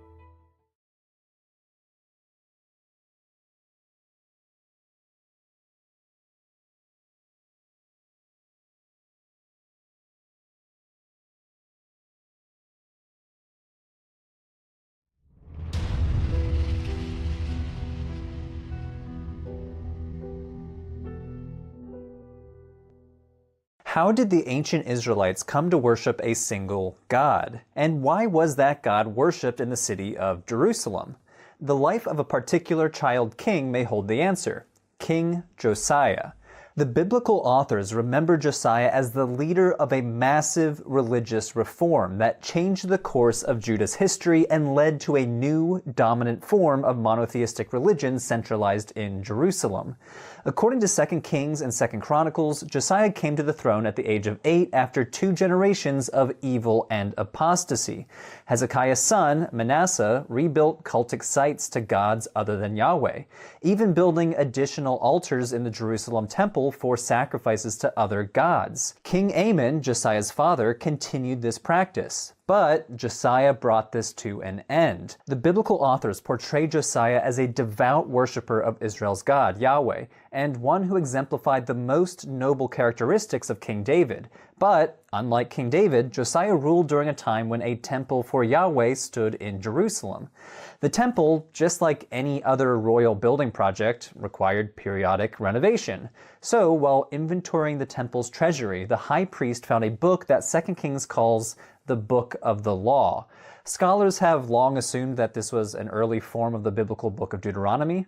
When the king's chief advisor read the book aloud to Josiah, the king tore his garments in grief. Josiah was convinced that Judah had strayed from the laws of Yahweh and had kindled his wrath against the kingdom. Josiah then assembled the people at the temple, where he read aloud to them the book of the law and made a covenant with Yahweh to uphold his commandments. The words of this covenant echo the language of Deuteronomy, in which Israel is counseled by Moses to love Yahweh with all their hearts, souls, and strength. Josiah then launched a major religious reformation, starting with the temple itself.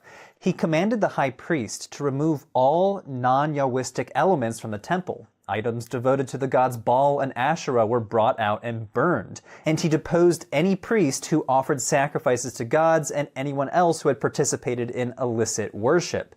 Beyond the city of Jerusalem, the Bible says that Josiah destroyed cultic sites in Bethel, Samaria, and other parts of the land, while commanding that apostate priests be executed on the spot. In both accounts, the process of purging the land concludes with Josiah's return to Jerusalem.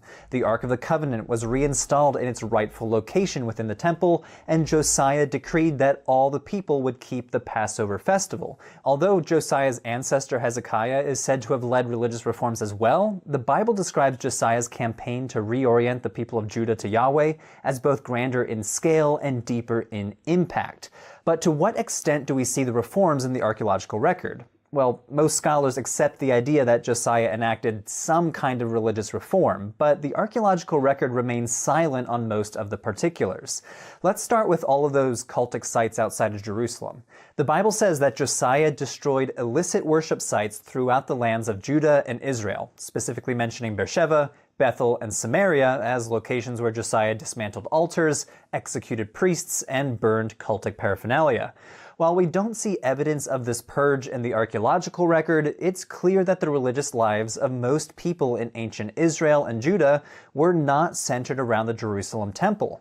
Before Josiah took the throne, there were major cultic sites throughout the land.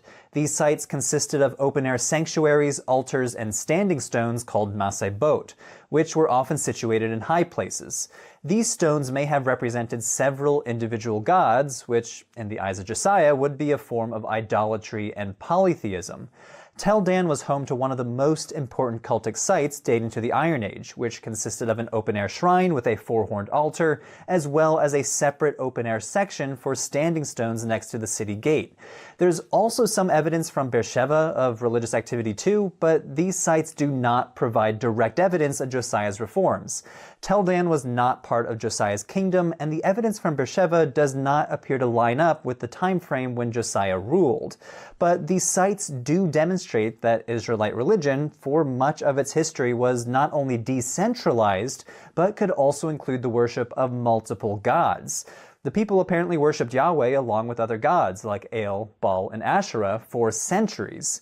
This complex religious history makes drawing the lines of an official Israelite religion pretty difficult.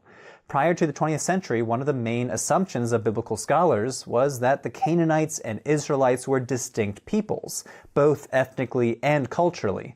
Israelite religion was therefore portrayed as unique from Canaanite religious practice. But archaeological excavations over the last century continue to produce evidence showing that such distinctions are not so clear-cut. Household worship throughout the region apparently incorporated representations of other gods and established local sites for cult practice. As mentioned in previous episodes, assemblages of human and animal figurines, such as Judean pillar figurines, have been found at Iron Age sites throughout Israel and Judah. This evidence shows us that the cultic practice of the Israelite people clearly did not match up with Josiah's ideals, which might have been part of the motivation for his sweeping reforms. The reforms Josiah and the small group of elites in Jerusalem who supported him would have thus been quite shocking to the majority of the population, because both the archaeological record and the biblical texts depict a significant amount of religious diversity in Israel and Judah. Although Deuteronomy and Kings consistently claim that Israel brought their Yahweh-only religion with them upon entering the land, the Merneptah Stele implicitly suggests that Israel's religious allegiance was not initially to Yahweh alone, nor even to Yahweh at all, but to the Canaanite god El, a reality visible in the name itself, Israel. But even Yahweh-exclusive religion should not be called monotheism. Ancient Israelite religion, based on evidence found both in the Hebrew Bible as well in the archaeological record, can better be defined as monolatrous. Monolatry means the recognition of the existence of many gods, but with the consistent worship of only one God. When we read verses like Micah 4:5, "For all the peoples walk each in the name of its God, but we will walk in the name of the Lord our God," we should take the prophet at his word. They believed that many gods exist, but Israel worships Yahweh exclusively. Strict monotheism, if it ever truly existed as the status quo, was a later development. Scholars have argued we don't see clear denial of the existence of other gods until quite late in the Hebrew Bible, maybe around the 6th century BCE in sections of the book of Isaiah. Remains from two sites located on the edge of the Judean wilderness, Arad and Ein Hatzavah, might provide limited insight into religious reforms in the Kingdom of Judah. Tel Arad is a fort located on the southern frontier of the Kingdom of Judah, on the fringe of the Negev desert. Inside the fort, archaeologists discovered a religious sanctuary, sometimes described as a shrine or a temple.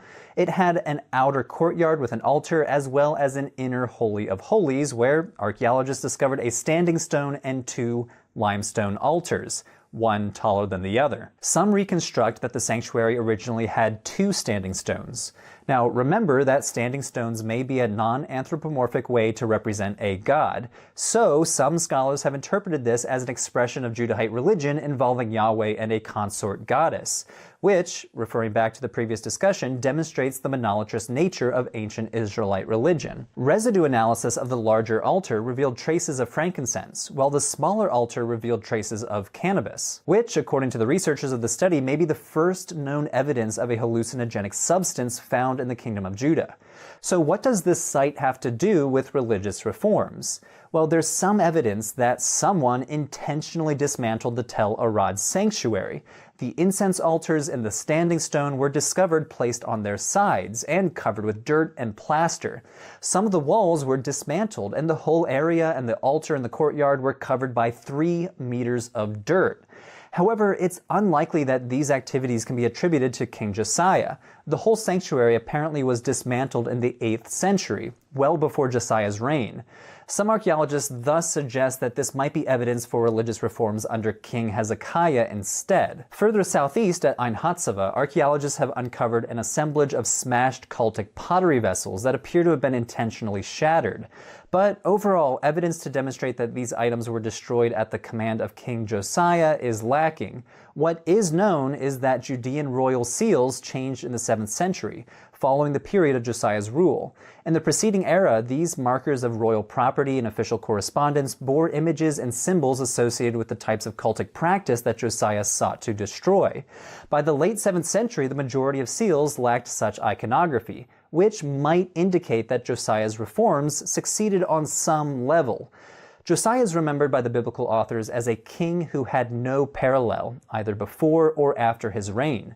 Josiah's intentions for religious reforms aligned with the hopes of the biblical authors that scholars today call Deuteronomists, a group who sought to limit local religious differences and encourage a centralized form of Yahwism based in Jerusalem. With such acts of centralization, the theologies and cultic practice outside of Jerusalem were subsumed by a more dominant royal theology and religious practice. Through the cross-examination of textual and archaeological evidence, we can see that biblical texts by and large enunciate a specifically Judahite Yahwism that matured right before, during, and after the Babylonian exile. But despite going down in history as one of the greatest kings of Judah, he met an untimely death. The young Josiah inherited a kingdom during a period of Neo-Assyrian decline. A century before, the Assyrian Empire destroyed Judah's northern neighbor, Israel, and later destroyed many of Judah's fortified cities under King Hezekiah. While Judah regained some level of economic and political stability after this, during Josiah's reign, Judah found itself in the familiar position of being sandwiched between warring superpowers. In 609 BCE, the Egyptians and Assyrians engaged in battle together against the advancing Babylonian armies north of Judah. Although much remains unknown about this fight, it appears that the Assyrians were trying to protect their western territories. The biblical sources indicate that Josiah rode north from Judah and that upon meeting the Pharaoh at Megiddo, he was killed. But the Bible details the last moments of Josiah's life and indicates that his body was returned to Jerusalem for burial. Josiah's untimely demise resonates in some ways with his unexpected rise to power at such a young age, and likely contributed to the memory of this child king as a great reformer and proponent of Yahwism. But despite Josiah's reforms, less than a century after these events, Jerusalem would fall to the Babylonian armies of Nebuchadnezzar, the punishment for the people for their apostasy. Stay tuned for the next episode, The Fall of Jerusalem.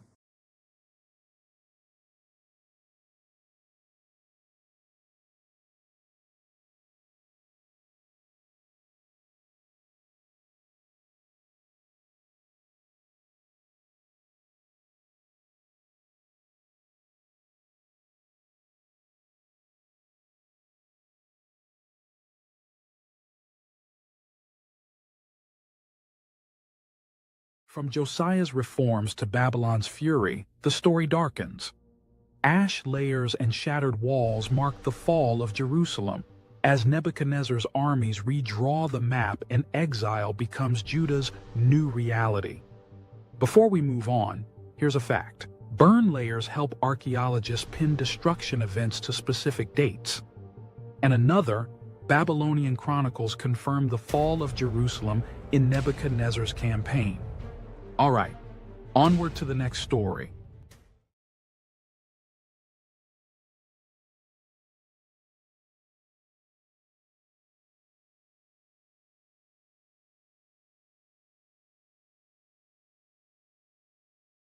"586 BC, the year that the kingdom of Judah fell." How did we get here? During the 8th century, the kingdom of Judah had shown itself to be a good and loyal vassal to Assyria. They were doing what they were told, recognizing Assyria's superiority and paying any tribute. The northern kingdom of Israel, on the other hand, had just tried and failed to rebel against Assyria in 720 BC. 20 years later, King Hezekiah of Judah then tried his own rebellion against Assyria and failed. Sennacherib, king of Assyria, retaliated, wiping out most of the kingdom of Judah. All the major cities and some smaller ones were destroyed. Basically, only Jerusalem was left. The lesson the Assyrians wanted the Israelites to learn was, pay your imperial taxes and tributes, or else. The next few decades were relatively quiet. Hezekiah's son Manasseh took over and ruled for 55 years. While the books of 1st and 2nd Kings give him a bad reputation, claiming he committed all manner of religious sins against God, what the Bible does not mention is that he rebuilt Judah, in large part thanks to being a loyal Assyrian vassal, paying his taxes and tributes. Same with his son Amon and his grandson Josiah. However, problems at home caused the Assyrians to withdraw and focus on a new threat: Babylon. The Neo-Babylonian Empire toppled Assyria and became the new superpower on the block. But the kingdom of Judah did not learn their lessons from the 8th century. Like Hezekiah before him, Zedekiah, the current king of Judah, failed to pay tribute to the new superpower, prompting the Babylonians to invade Judah in 586. But this time the kingdom did not survive. The Babylonians destroyed Jerusalem and the Temple of Yahweh. They killed Zedekiah's sons, took Zedekiah off into exile, and deported a huge chunk of the population. This was the end of the kingdom of Judah. 2 Kings 25 describes in grim detail how the Babylonian captain of the guard destroyed the city. "And he burned the house of the Lord, and the king's house, and all the houses of Jerusalem. Every great house he burned down." So what archaeological evidence is there for this attack? Well, as 2 Kings 25 suggests, the main evidence in Jerusalem are houses, specifically houses of the wealthy elite of Jerusalem. During excavations in the city of David, 3 Iron Age structures were uncovered: the house of Ahiel, the house of the Bulai, and the burnt room. All the buildings were covered by the collapsed debris of the upper stories, and all had fallen charred beams, suggesting that they burned in a city-wide fire. Archaeologists also found arrowheads throughout the city dating to the Babylonian attack. Not only do we see this evidence for the dire situation in 586 BC, but we also found loads of everyday household items too, such as figurines, jewelry, and pottery vessels. The first structure is the house of Ahiel. Inscribed pottery was found inside the house with the name Ahiel, leading to this name for the house. Ahiel's house is one of the best preserved Iron Age structures. It even has an external stone staircase leading up to a second story that no longer exists. One of the most significant parts of this excavation was the toilet. Yes, you're now looking at an ancient toilet which was discovered still situated over a deep cesspit beneath it, filled with ancient human feces. The stone toilet and cesspit show a level of sophistication in the hygiene practices within the city, but the remains in the cesspit may also shed light on the diet of the ancient Judahites, and point to the difficulties during the siege. Analysis of the fecal remains revealed organic matter, including human parasite eggs, fish bones, and most interestingly, barely edible plants that suggest people were subsisting on weeds foraged from around the city. The pollen grains identified come from 4 plant families: mustard, carrot, mint, and daisy. These likely originated from uncultivated salad greens and spices, but what is notably lacking are cultivated plants typically found in diets, like wheat and barley. This might indicate how desperate the situation was for them during the Babylonian attack. They were barely surviving and forced to eat whatever they could find around the city. The second site is the so-called burnt room. It also bears the hallmarks of destruction. Archaeologists discovered a layer full of charred remains, including carved wooden furniture and a small ivory statue of a woman in an Egyptian-style wig. The craftsmanship is very high quality and suggests that the members of this household were rich enough to afford luxury items like furniture and ivory statues. Next is the House of the Bulli. Only a small part of the House of the Bulli was uncovered underneath a thick layer of burnt debris. However, archaeologists found within the remains iron arrowheads as well as pottery vessels, stone weights, and most notably, a collection of more than 50 fingernail-sized clay ceilings called bulli. Bulli are small clay discs that were impressed with a stamp to mark an official document. These were used as proof of a document's authenticity in a bureaucratic system. In this case, the bulli were preserved when the house burned down, burning up the documents but leaving the stamps behind for archaeologists to find thousands of years later. One in particular mentions a guy named Gamaryahu, son of Shaphan, a high official at the court of King Jehoiakim of Judah, who reigned during the first attack on Judah from Babylon. So from the evidence in the House of Ahiel, the House of the Bulli, and the Burnt Room, we get a picture of the wholesale destruction of Jerusalem, and the devastation even of the upper-class houses. But what happened next? According to the Bible, the Babylonians killed Zedekiah's descendants and took the king and more of the elites into exile as hostages. They left other non-elite people behind in Judah to fend for themselves. So part of the population was stuck in the ruined Judah, and the other part was taken back to Babylon, where they were mostly forced to settle all over the empire with other refugees. Those who were forced into exile lost everything: their homeland, family members, and were taken to a land they had never been to and did not speak the language. This event, called the Babylonian exile or Babylonian captivity, had a significant impact on Judahite identity. Big theological questions arose from this catastrophe. Had God abandoned his promises? Was God in control? Were the Babylonian gods more powerful? Basically, where was God and why had this happened? Books in the Hebrew Bible like Lamentations and Jeremiah wrestled with these questions. There's some archaeological evidence for these communities of Judean people who now lived in a foreign land under foreign rulers. This is an example from the so-called Al-Yahudu tablets, a collection of 200 tablets from a Judean community in Babylon called the Al-Yahudu community. These documents show that, basically, the exiled people were getting on with their lives. They were trading with the locals, dealing with legal cases with the locals, and paying taxes just like the locals. Back home, the former kingdom of Judah was now a Babylonian province called by the Aramaic name Yehud, and was firmly under imperial rule. Nothing much would have happened here without Babylonian approval. We don't know much about the archaeology of Yehud, but it seems that Jerusalem remained in ruins, had minimal habitation, and the temple was not rebuilt. So life was not great in Yehud, though it was continuing. Tune in next time to learn what happens next to the people of Judah. Hey everyone, that was the latest episode in Patheos' series, Excavating the History of the Bible. Click on the playlist on screen to catch up on the whole series.